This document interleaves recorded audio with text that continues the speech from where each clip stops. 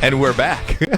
We are the Bottom Line. Armani and Edwards here on Woodward, Detroit's. We're going to get it down, Braylon. We're going to get it down. Woodward Sports, Detroit's all digital network. And I want to get into some Lions talk with you, Braylon. This new regime, they're going to play their first game tomorrow night. We're going to get a chance to see, albeit preseason. Right.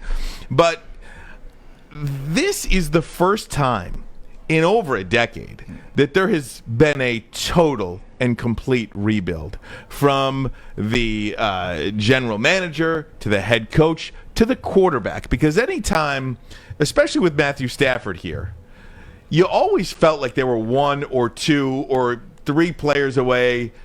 3 plus 3. 3 plus 3. 3 plus 3. From making a little bit of a run at a wild card or a playoff berth or something like that. This is just completely different. This is one of the most unique franchises in the NFL when it comes to lack of success. I mean, there's no success. The culture is terrible. Yeah.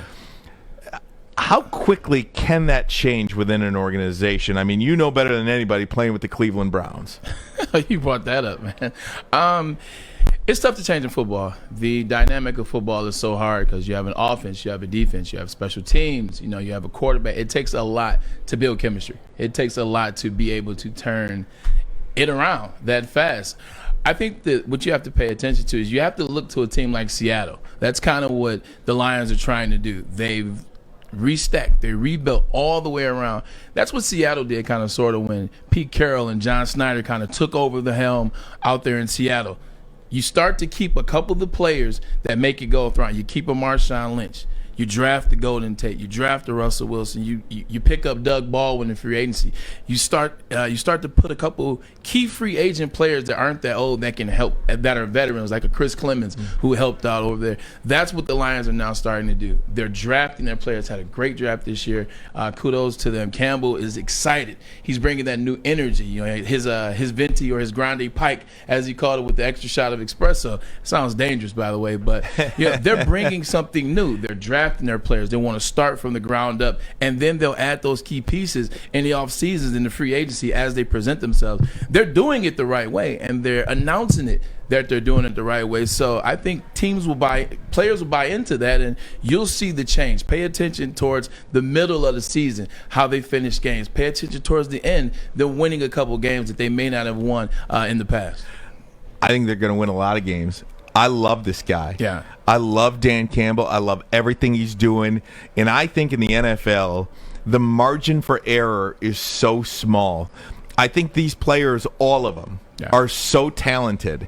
And if you can motivate them, if you can give them every opportunity to succeed, and that's what Matt Patricia did not do.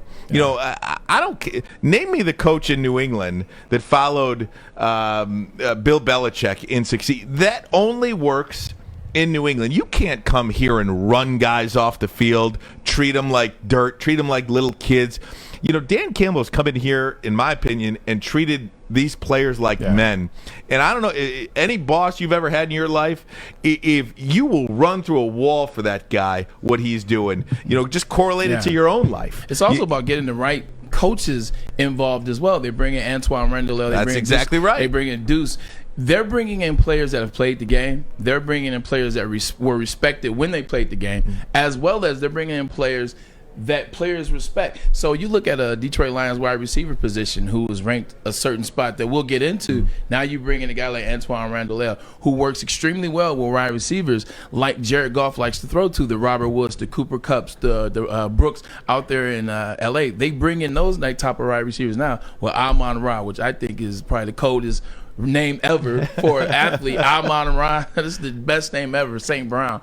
But I think they're bringing in people around Dan Campbell as well to help the players fall in love with the regime. The staff, the head coach, and I think you do have to consider the owner here, the ownership change.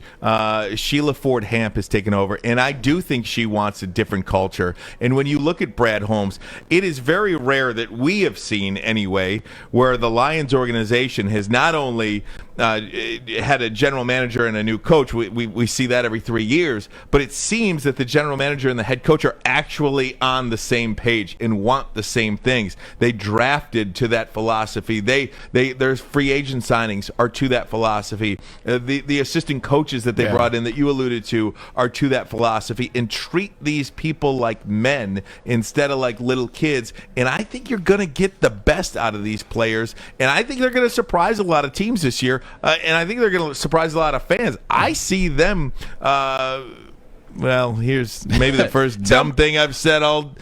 I think they're going to win more than they lose this year. Okay, I think people are thinking to themselves that this is going to be a 3-14 team, a 4-13 team. You know, they got 17 games this year. I don't think that. Yeah.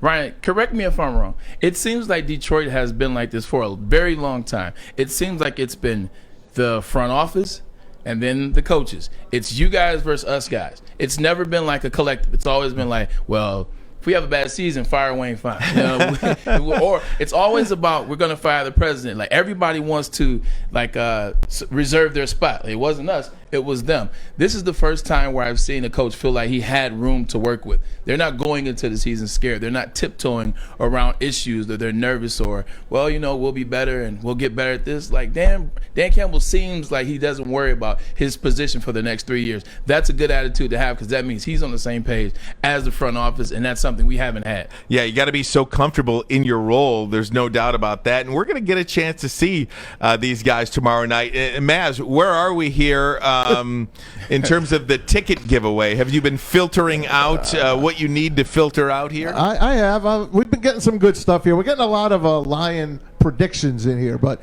as far as welcoming you guys in, there's been plenty of that. I kind of still like my idea. They got to name the segment that they want you guys to talk about. Whoa, whoa, whoa, flip-flop is one of the ideas that was thrown out there. Yeah, describe that. What does that mean? No, man. Whoa, flip-flop. Look, here's the deal, okay? I think if you're a man, I don't wear flip-flops. Thank you, and because I think that would end our friendship right off the bat. Unless I'm at a pool, look, that's it. If you're a man, there are 3 spaces that you're allowed to wear open-toe shoes, in my opinion. Pool party.